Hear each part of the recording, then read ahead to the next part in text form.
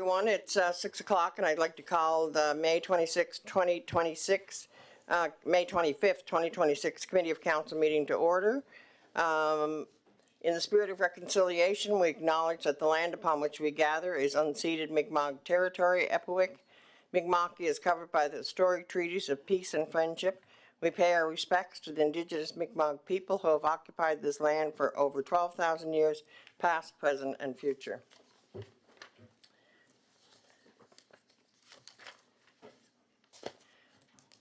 Before I start tonight, I'd like to highlight the purpose of our meetings. We strive to uphold the values of Three Rivers, community, innovation, and inclusion. We have a special town, and Council is committed to contributing to sustainable growth. Council meetings are essential to our governance process, providing transparency in decision-making. Elected officials discuss finances, events, town maintenance, design, and bylaws, and then vote on proposals. As mayor, I lead the council and break tie votes if necessary. Residents are encouraged to attend and participate, ensuring everyone can be part of the governance process. We value your input and aim to maintain a respectful and professional environment. Personal attacks and disruptions will not be tolerated. So let's make the meetings a reflection of our pride in Three Rivers. Also, please note that the meetings are being officially recorded by the town of Three Rivers. And I would like to ask everybody to turn off their devices, please, during the meeting. Before we get started, I just want to offer my condolences to the Annear family on the passing of Morley Annear last week. Morley and Jean contribute greatly to our community over the years. I don't think there's anything that's built in Montague, rinks, or any such facilities that Morley and Jean didn't contribute to. And their companies have employed so many people over the years and still continue to do so in their businesses. It's great. It's a great loss to our community, and to lose such an upstanding and valued resident. So I definitely want to pass on behalf of council our condolences to the Annear family. So the first item is approval of our agenda as presented, moved by Councillor Spinn, seconded by Councillor McFarland. Any comments on the agenda? Okay, hearing nothing. All in favor? Aye. Okay, no, I don't hear any contrary. Number 4 is the adoption of the April 27th, 2026 committee. Oh, I'm sorry. Number 3 is disclosure of conflict of interest. Do we have any conflict of interest on anything on tonight's agenda? Hearing none, we'll move on to the adoption of the April 27th, 2026 Committee of Council meeting.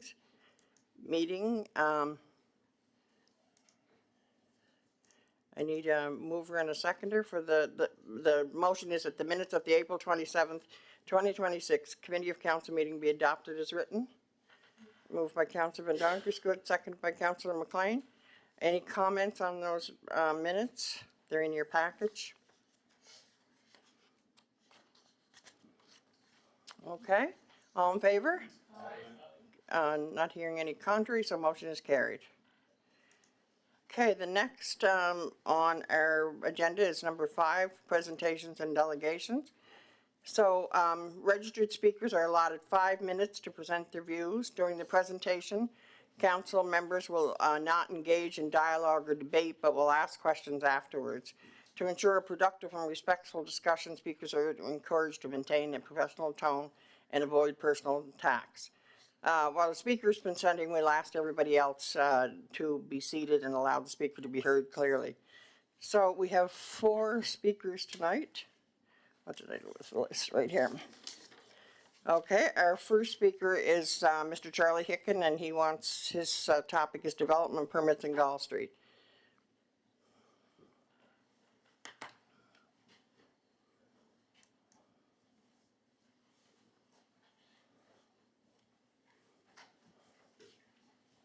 Good evening.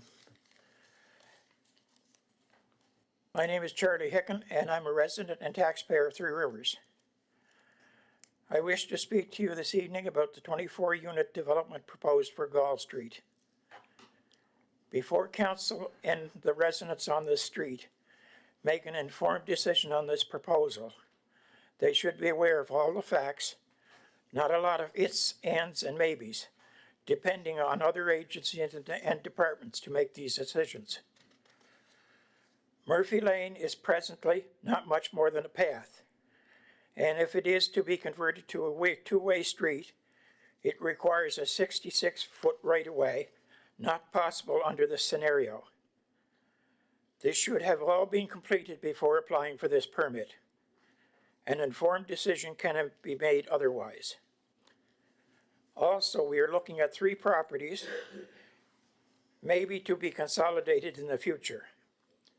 A survey showing properties consolidated has recently been completed, but is not included in the documents, but should be. The application is not by the present property owners or the proposed future property owner, but by a contractor builder. Councillor McDonald stated at the May 11th council meeting, "It does not take a rocket scientist to know that we have a real problem with the traffic at the intersection of Main Street and Gall Road." For once, I completely agree with her. This intersection is without a doubt the most dangerous intersection in Montague, and you do not need a traffic study to tell you this. Looking south on Main Street, sight lines are less than 100 feet. If council approves this application, knowing that it is increasing traffic to an unsafe intersection, the town could be held liable for accidents at this intersection in the future. The mental health lady stated that this could be a mix of independent housing, transitional housing, supportive housing, or supported housing, but declined to indicate which. When Councillor Spin inquired as to the rent, she stated it would be affordable housing, 30% of median household income, but did not indicate the monthly rent. For the record, that is $1,562 per month. A lot of people would not consider that affordable. There are some beautiful trees on this lot, possibly 150 years old or more, and they're going to be sacrificed for this development. This will affect the microclimate on the street, and it's an assault on both nature and the environment. The retention pond proposed is supposed to be designed for a 1-in-100-year weather event. Mosquito infestations at these locations have already been the source of numerous community complaints. Furthermore, the contractor's oversight on 2 recent projects has raised serious red flags regarding environmental management. Specifically, the new daycare site in Queens Road suffered from severe parking lot flooding due to improper runoff control. Even more concerning, the project in Robertson Road resulted in tons of soil washing directly into Vessey's Creek, severely contaminating a previously pristine stream. Throughout these incidents, neither the Three Rivers Planning Department nor the contractor provided the necessary oversight or monitoring. Given this track record of negligence, there is absolutely no reason to expect a different or better outcome at this current site. Hopefully you will take these issues under consideration and decline this permit. Any questions? Thanks for your input, Mr. Hicken. Does councillors have any questions? Councillor Van Donkerskirk, go ahead. Yeah, I have one, Mr. Hicken. I'd like to know, in the last 3+ years I've sat here, I'd like to know which development in this town you've been in favor of. I don't think that's the issue underhand. We're speaking about a development permit on Gall Road. You asked if we had a question, and I respectfully asked you a question. Thank you. So, Anybody else have any questions? Okay, we'll move on to our next speaker, which is Nancy Murphy, which is on the proposed apartment building on Gall Street. Good evening. If you can just tell us your name and Do I have to press anything? No, I think the podium's already on. Just tell us your name and where you live, please, Nancy. My name is Nancy Murphy, and I live at 15 Gull Road. Given my address, I'm sure many of you already understand why I'm here this evening. I have owned my home at 15 Gull Road for the past 9 years, but my connection to this property and this neighborhood goes much deeper than that. I have ties to the area going back more than 53 years, and I'm now living and caring for my family home located on the other corner of the Gull Road Murphy Lane proposal. And this lane has been named after my grandparents. Because of this deep connection to Gull Road and Murphy Lane, I feel I have a responsibility to speak about my concerns regarding the proposed development at the corner of Gull Road and Murphy Lane. While the entire neighborhood will be affected by this development, there are 3 properties that will be directly impacted. Despite that, none of us were formally contacted. In fact, residents only learned of the proposal through word of mouth on the street, which promoted one concerned citizen to make inquiries personally. These are families who have lived in the neighborhood for more than 50 years and deserve to be informed and consulted. This proposed building is significantly larger than anything else in the surrounding area and is completely disproportionate to the character of the neighborhood.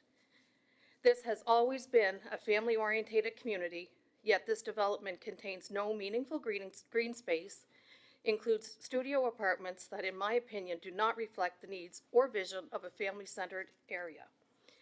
This is concerning that these studio apartments were not even openly discussed during the planning board meeting. To accommodate this building, Murphy Lane would need to be widened. At present, it's essentially a one-lane road. The obvious question is, where will the additional property come from? Because there's none on the proposed development. The answer appears to be from the neighboring property owners, like myself and others who have lived there for decades. If private property is affected, will residents be compensated? Will retaining walls be installed to protect the land that I've paid taxes on for years from erosion and damage? I also question whether Gull Road itself is capable of supporting this increase of density. It is already narrow, and if sidewalks were ever added, which would certainly improve safety and accessibility, there would be even less space available. Infrastructure is another major concern. Residents on Murphy Lane already experience frequent power outages with only a few homes connected, and now we're going to connect 24 more. Weather and sewer services are reportedly nearing capacity, but again, we're going to add 24 more places to that. Traffic safety must also be seriously considered. Anyone who has driven down Gull Road during peak hours understands the challenges already present. I encourage each and every one of you in the council to take a minute, approach by going up to the lights, go through by Sobeys, go around as if you're going to Tim Hortons, go past the mall, and sit and wait and see how long it takes you to get out. It's pretty obvious it's a dangerous section. Adding more traffic without first completing a proper traffic study is irresponsible. Whether the danger exists for 1 month, 6 months, or 5 years, it's still a danger, not only for my family, but for every resident you represent. I want to be clear, I'm not opposed to development. I support responsible development that makes sense for the community and fits the neighborhood. In this case, I do not believe this proposal does either. This area has always been a residential, family-focused neighborhood, and I believe it should remain that way.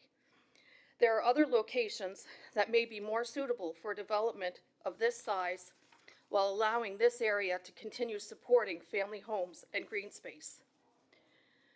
Three Rivers has always been a place where people feel safe walking at night, where children can play outside, and where neighbors know and support one another. Just because a piece of land is designated as mixed use on paper does not mean every possible development automatically belongs there. We need to consider the bigger picture and ask what kind of community we want to build for the future. We should be asking ourselves, what will attract families to Montague? What will encourage people to stay, raise children, contribute to the community, and help preserve what makes this area special? I would like to finish by asking Council to think carefully about the residents you were elected to represent. Ask yourselves whether you would want a development of this scale directly in your backyard. And please, don't make your decisions based solely on financial considerations or outside pressures. Make decisions based on what truly makes sense for the long-term health, safety, and character of this community. There is already enough negativity surrounding our community right now. We do not need to create more by approving developments that divide residents and ignore legitimate concerns. Thank you for your consideration. Thank you for your input, Nancy. Does council get any questions for Nancy? Okay, Thank you. thank you. Next on our list of speakers is Jody King, and I think it's Jody and Mike from the information I have here. I don't know.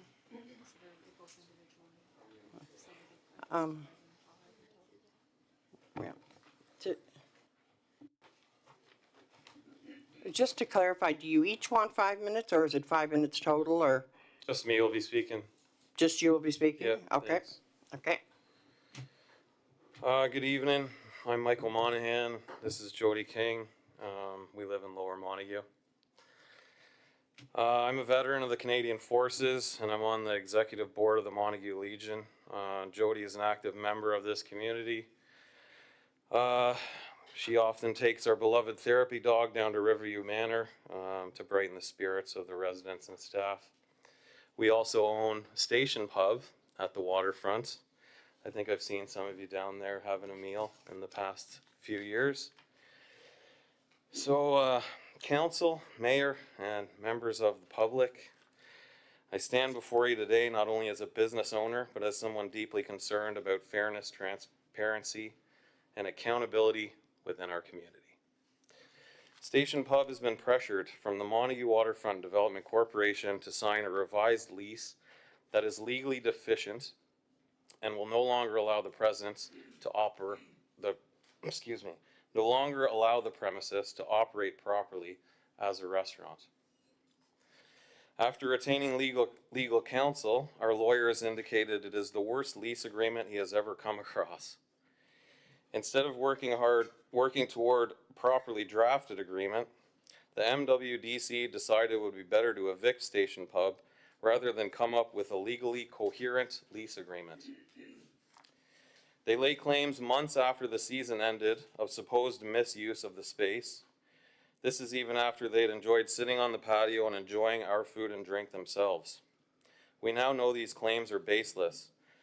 No evidence has been produced that justifies the treatment our business has received, the threats to our livelihood, or the uncertainty imposed on our staff and families. What is even more troubling is what has now become clear. The MWDC is not operating independently from the town of Three Rivers, as many residents have believed. The corporation is directly controlled by the town. That means the town cannot distance itself from these decisions or pretend it has no involvement in what's happening to our business. At the same time, while our business has been scrutinized and targeted, the corporation itself has documented violations relating to building code, electrical code, and occupational health and safety standards. These issues have been reported and documented. Yet despite these infractions, the corporation continues operating without the same pressure, scrutiny, or consequences being imposed on Station Pub. Let me be clear. Station Pub does not have documented occupational health and safety violations. The Montague Waterfront and Development Corporation indeed does. So I ask this to the council and this community: why are local businesses being held to one standard while the corporation enforcing these standards is permitted to operate under another?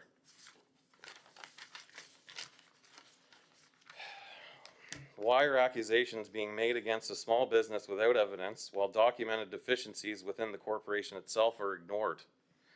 When I personally reached out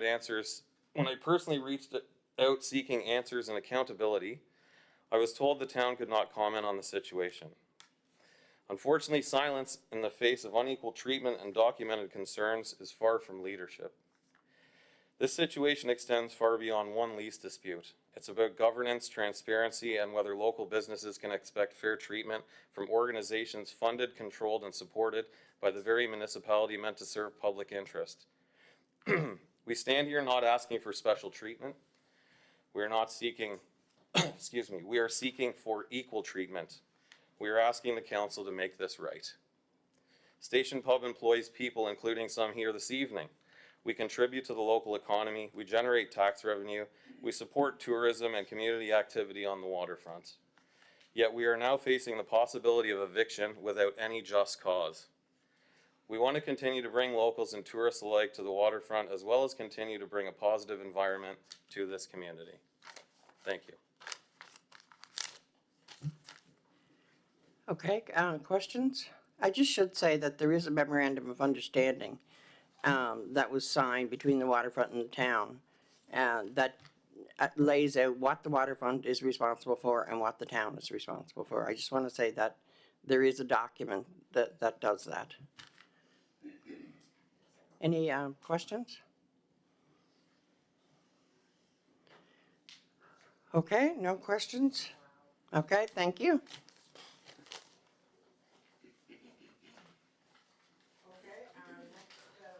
Sorry, our next speaker is Sarah Doyle, and she's speaking on behalf of the Waterfront Development Corporation.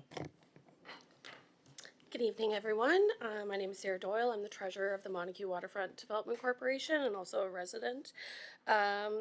This issue came to our attention when Mike attended our AGM at the end of October and made a request to add additional ventilation for the purpose of installing a deep fryer and for use with his current equipment. Ventilation issues have been discussed with the tenant multiple times, going back to when they first signed the lease, that it would not be possible to have deep fryers in this location. But we did agree to take that request to the town and have the fire marshal look at the current situation and make recommendations. At our November 19th meeting, at that point, Brogan, the manager, had already spoken to Robert Arsenault, the fire marshal, regarding adding a hood vent and proper policies for the station pub. November 20th, an email was sent to Jody and Mike from Brogan regarding what the process would be. On December 10th, we received the report from Robert Arsenault, the fire marshal, which indicated that NFPA compliant fire and suppression system would be required, and it would need to be stamped by an engineer. And also noted that no items should be stored in the furnace room, and we were allowed to lock it. This has also been an ongoing issue with the tenant. At this point, it was put back to the town, and the town was not willing to invest the $50,000 to $60,000 it would take to have the proper ventilation system in that space, due to it is a seasonal business, and also that this is a heritage building, so that would be major modifications to that building. After we received this, on December 11th, Brogan sent an email to Mike and Jody regarding having a meeting so we can discuss these findings and make a plan going forward for the next season.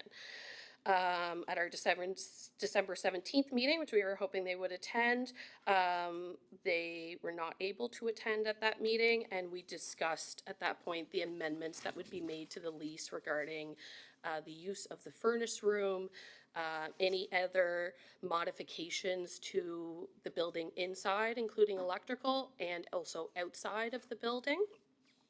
And at that point, Chris Judson, the president, agreed to attempt to discuss personally with the tenants, and he made several attempts to contact and meet with them. On February 10th, the lease was emailed to Mike and Jody. It was resent on February 19th as they did not receive it. We met as a board on March 12th and made the decision to give them till March 26th to sign the lease at that point, so that we could start exploring other tenants if they did not choose to sign the lease as is. On March 13th, we received an email from Mike and Jody, or we sent an email to Mike and Jody with the deadline of March 26th. On March 23rd, their legal counsel contacted the town rather than MWDC, and Chris Judson, the the president responded with the reasons as to why we would not be renewing the lease at that time. This situation does leave the waterfront with a loss of revenue, so it was not something that was taken lightly, but based on the issues we have had in the past regarding ventilation, the furnace room, electrical, there's also an awning installed without permission that fell down in a small windstorm in the middle of August last year. So based on those issues, we did not feel we could continue with the lease of this tenant. Any questions? Okay, questions for Sarah? I have a question. Sure, Martina. Did we actually, the waterfront, use the word evicted? No, we just said we would not be renewing the lease. We didn't use the word evicted. We asked them to remove their items from the premises, as they do keep items there through the winter. Their lease is for 4 months, but we did allow them to keep items in the freezer, and we paid for that electricity over the winter. Okay. Any other questions? Any other questions for Sarah? Quiet group tonight. Okay, thank you, Sarah. Oh, no, I'm sorry, Alan has a question. Phil? Yeah, I don't have a question, it's kind of for both presenters, it's definitely a shame it's gotten to this point. But when you hear the word lawyers involved, it sounds like it's kind of out of council's hand at this time. It's very unfortunate, but I guess we'll have to leave it with legal at this point. Agreed. Yes, that is correct, Alan. It is with legal at this point. Oh, I'm sorry. Oh, I am on the Waterfront Development Board with Sarah and Chris Judson, and a lot of volunteers are at the table, and we do our best. It might have been able to resolve long before this. I did notice an explosion on Facebook where it said there had to be a reason and that we had another tenant and all kinds of accusations like that, but that's not the case. No, that is There not is the no case. other tenant. There is no We other were very tenant.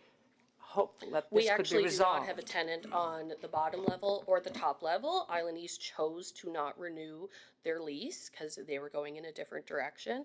And also per the town, we are not allowed to rent space to the food trucks this year. So that is a significant decrease in revenue for the waterfront, but we have some ideas in place on how to grow revenue ourselves as well.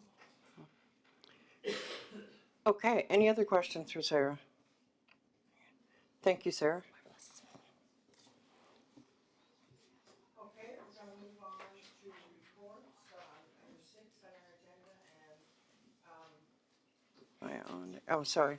Moving on to number 6, 6.1 reports, there's a report from the Three Rivers Sportsplex Quarterly Report, to, 2026, and it's in your, do we have, I don't think we have anybody here scheduled to speak from Three Rivers, okay. It's in your, agenda package, if anybody has any, questions, after you read the report, or if you've already read it, you can send them, to staff to get the answers. It sounds like, the Sportsplex had a pretty good year. Any comments on, any I'd, comments on the, yes, go ahead. Sorry, I'd just like to say that it was, when we decided to go with a manager between the two rinks, you know, there was lots of questions of whether it would work, and this report is obviously very glowing of that and very appreciative of how that's worked out. Yes, yes, that's great to note. It's a very positive thing from this report, so, yep, thank you for bringing that forward, Ian. Okay, so we're on to number 7, and that's a request for decision. Request for decision is from the Finance Administrative Support. The request is in your package, but I'll ask Dawn to speak to council on that. Thank you, Your Worship. The Finance Department is requesting approval to hire an administrative assistant to support the increase in operational administrative demands resulting from the continued growth of the town of Three Rivers. Over the past year, the department has assumed additional responsibilities related to the Cavendish Wellness Center and King's Playhouse, while continuing to manage increased day-to-day workload associated with municipal growth and service demands. Currently, accounting staff are balancing core financial duties alongside reception and administrative responsibilities. Hiring an administrative assistant would improve operational efficiency, customer service, and allow accounting staff to focus on core financial operations and departmental functions. The administrative assistant position is an existing position with an approved pay scale structure and is classified as grade 3 with an annual wage range between $41,151 to $50,189.63. The addition of an administrative assistant would provide dedicated reception and administrative support, allow accounting staff to focus on financial and accounting duties, improve workflow efficiency and customer service delivery, support organizational growth and increase service demands, strengthen overall departmental effectiveness and continuity. The request is for the council to approve the hiring of an administrative assistant within the finance department. Thank you. Okay, questions and discussion on the request?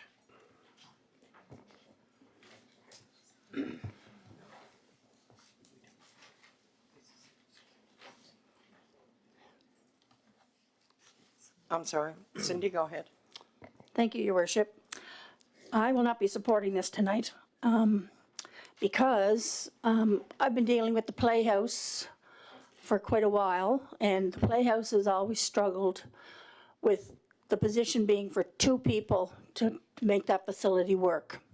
So now the town is taking over the King's Playhouse to benefit the town, don't get me wrong, but now we're asking for another administrative assistant to help. We couldn't get two people for the Playhouse to begin with, so now we're having another person in administrative assistant staff when I don't believe we need it. We couldn't find the money before for the Playhouse, but now we've got 3 new people, going to be hiring 3 new people. So I just think, no, I don't think we should be supporting this. Yes, I do know that our staff works very, very hard, and they're very, very good at their jobs. Don't get me wrong there. But with all the struggles that the Playhouse have had down there trying to get a couple of positions, now they're taking it over and we're going to be managing it better. I don't think we need another administrative assistant at all. I'm sorry, but I just had to say that because I was kind of hoping that some of the board members would come tonight to say something, because Bryn has been dealing with this here issue. It says here, given the workload of the financial staff and the need to be efficient and accurate, it is obvious that it is very difficult, for example, for staff to work on payables while continuing to answer the phone and greet the people who come through the door, which is a true fact. But that's what Bryn's been dealing with down at that Playhouse for over a year. And that's, you know, she was expected to do all of that. We have 3 accounting clerks here within the town. So I don't think we need it. And I just wanted to say that I was very upset when I read this. Thank you. Just to speak on that, so prior to me coming, there was overall manager of the finance department. There was an accounting officer, as well as 3 people below the accounting officer. Today, we have a manager of the department and 3 accounting officers and no administrative assistant. That means no one to deal with customers that walk through the door appropriately, and no one to help out with the extra workload. As well as when Bryn was working at the King's Playhouse, we carried on the accounts payable functions for the King's Playhouse at that time too.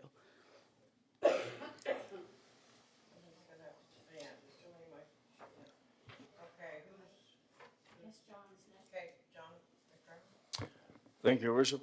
Yeah, I didn't know this was coming up either. We're going to be having another decrease in funding from the province again next year, because we're still on the funding that we got for the extra amalgamation. That's decreasing still again, isn't it?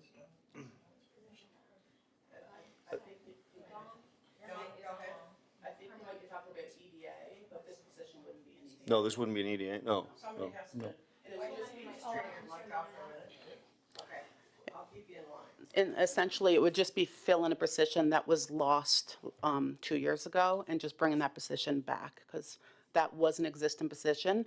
As and it kind of dropped off, and now we just want it back. So it would still be exactly the same amount of employees as it was before 2024 of May. Okay. But this position wasn't budgeted for in our budget either. Right? No, I'm sorry, it wasn't. It wasn't budgeted. Just to clarify, is the position, are you looking to put the position funded from this budget or next budget? Well, we were hoping to have the position now, as the accounting clerks are overwhelmed in their position to try to deal with the oncoming residents that come in. And so we were hoping to have it funded through this budget, to have someone hired right away to help with that. Okay, just one question for some clarification as well. So of the three people up front there's two people up front, right? Yeah, there's, Okay, so do those people also pick up a day in Georgetown? yes, they do. So they have to go to Georgetown for a day a week? Well, right now we're sharing it between all, but that will change eventually, and it will probably be solely on the girls again. So Yeah. they would be putting Courtney into the mix, who's doesn't work out front, but she would be in the mix to go to Georgetown, so that would be 3 people covering Georgetown. So I just want to make it clear that we still cover the Georgetown office? Yes, we do. With that staff as well. Okay, John? But there's no, we didn't budget funding for this position either, so where's the money coming from? Do we have an answer to that, or was that, did you ask? I don't have it, we would have to just try to come up with it through the year, I do have some ideas that I've brought up to our management about going green. I feel like I could save a lot of money through the going green with paper. We use a lot of paper here, which also means a lot of ink. And bringing that to the table, John and I had discussed it, as well as the other managers, and he was waiting for him to get back. But we were going to bring that up to you as well, and that would save a significant amount of money. Okay, I believe Wayne, you're next. Yeah. Okay, You hear the talk throughout the community, and they all seem to be a little sour and say we have way too much staff. And I'm not saying that our staff is not worthy of, because they work great. I kind of have to agree with Councillor McLean that, for some reason, when the Playhouse, museum and whatever, there was no money. And now everybody's looking for money, so I won't support this either. I just want to clarify, Wayne, your remark about too much staff. I'm in here on a daily basis. I have to approve every payment that goes through this office. And there's a lot of work goes through it. And I'm not sure that everybody, I'm not sure how much everybody realizes that we look after in Three Rivers. We have 2 rinks, we have a playhouse, we do the accounting for the waterfront, the museum, and maintenance issues are big. I just don't like when I hear a councillor say that about our staff when I am in here on a daily basis. I just really don't. Well, you never heard me because I never said they weren't worthy of it. No, I didn't. You said that, what you said was that we had too many staff. No, which- I say people say that. Well, I guess. And I mean, aren't we here Anyway, to listen to the people? I thought we were. Yeah, go ahead. I know that this is coming off the heels of just a budget. We did lose an employee who went for a different opportunity and hired a new staff member. And I do have to say that they do work very hard. They're always scrambling to get everything done by the end of the day. My staff, my department is very, very busy. And if you look at other municipalities, like size or even less, they have more staff than we have. And we do take care of 7 entities in total.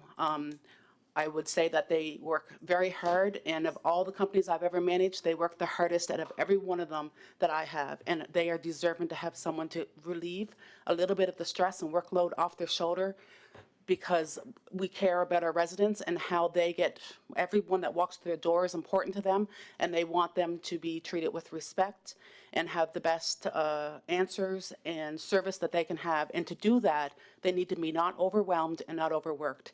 And right now, I would say that they are overworked. And so I am pleading to all of you guys to give a little bit of mercy to these 3 women that work tirelessly for the community, and to hire someone to work out front to pick up the extra workload. Thank you. Cody? Yeah, I know, Wayne, like, when people say that, you're right, people say that, but the argument back to them is, we now have a dedicated professional staff operating this town, right? So whenever when people say that to you, that's your response back to them. I understand they think that it's overburdened, they don't see the day-to-day stuff go on. Same with infrastructure, we spend $7 million out in Brudenell, but everything gets buried and people don't see that.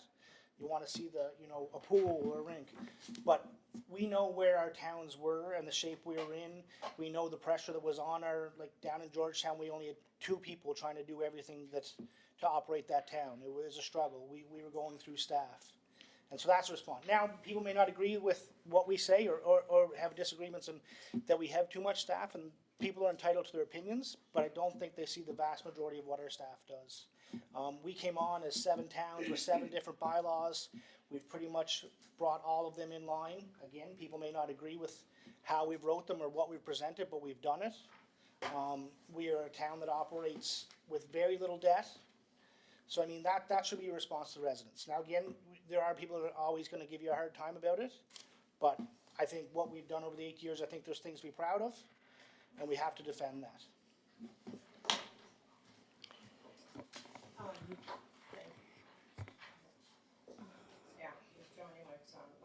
Yeah, can you just, yeah. What? Thank you, Cody, that's very well said, and you've said it better than I did. Okay, who am I, John, did you want to speak again? Yeah, thank you, Your Worship. I'm not saying I'm not in favor of this, I was just wondering where the funding was gonna come Yep. from. I mean, if we can come up with the funding, then, because I know, I know taking on the museum, taking on the wellness center, things got busy in a hurry, real busy in a hurry, so sharpen your pencils, you can find the money. Okay, anybody else? Go ahead, Wayne.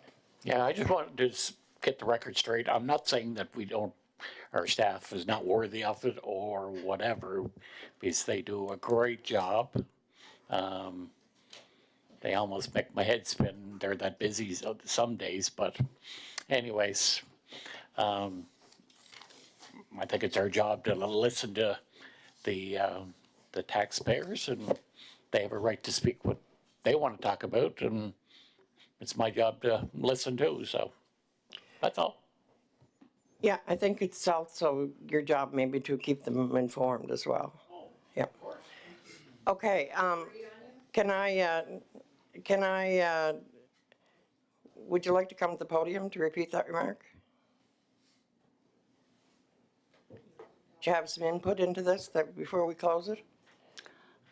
Okay, so what I can ask maybe is, oh, I'm sorry, did I miss you? Go first, Martina. Go Okay, ahead. sorry, we had a full mic there for a few minutes.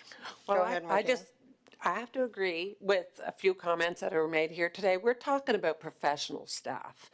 It's not hard to get people at minimum wage and keep the wages down, but if we're running a municipality in a growth mode and taking in all those extra responsibilities, and when you see all the building permits that have been issued, all of that requires administration. And good administration. You don't want to make mistakes at this level. So the word professional rings to me like if you pay people properly in this day and age, they'll stay. You'll build the team, and with that team, you can go forward, and I support it.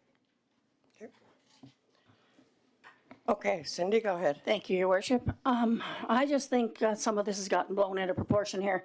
I am not saying that our staff is not professional. They work hard. I know they do. They know their stuff, and I appreciate everything they do. But when we're looking at different aspects of it,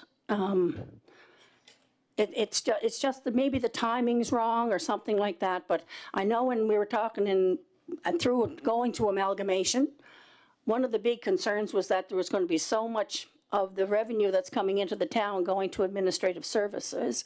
And it seems to be that is happening, but we do need it. Don't get me wrong. I'm not saying we don't need it. But when we had a struggling place down there and was asking for some funds, and I know, I wish I had the better words, and I wish I was be able to be a better speaker. But I know for a fact that Bryn had to do some financial stuff too, Dawn, because she had to bring that stuff towards for you fellas as well too. So she was doing all these roles. So now we're looking for another person to do these roles after hiring 2 more people for the Playhouse.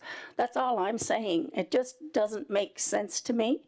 And these 3 positions for the accounting clerks that we have right now, they were popped up to be accounting clerks because they were doing some of the financials. One of them was hired, I believe, for an administrative assistant position there. So they've gotten other titles. Correct me if I'm wrong, but they were given other titles. So now we're asking for someone else to be the administrative assistant in there. I just don't think we have the funds for it right now, and that's why I'm not supporting it. Okay, anybody else? Okay, so, One thing that might help us yep, clarify if we move this ahead is maybe an updated org chart. It's been, I pulled my last one here, but it's been a year since John sent me one. And then maybe that will give us a better view of how it's breaking out and what departments to understand it. yep, that's a great idea, Cody.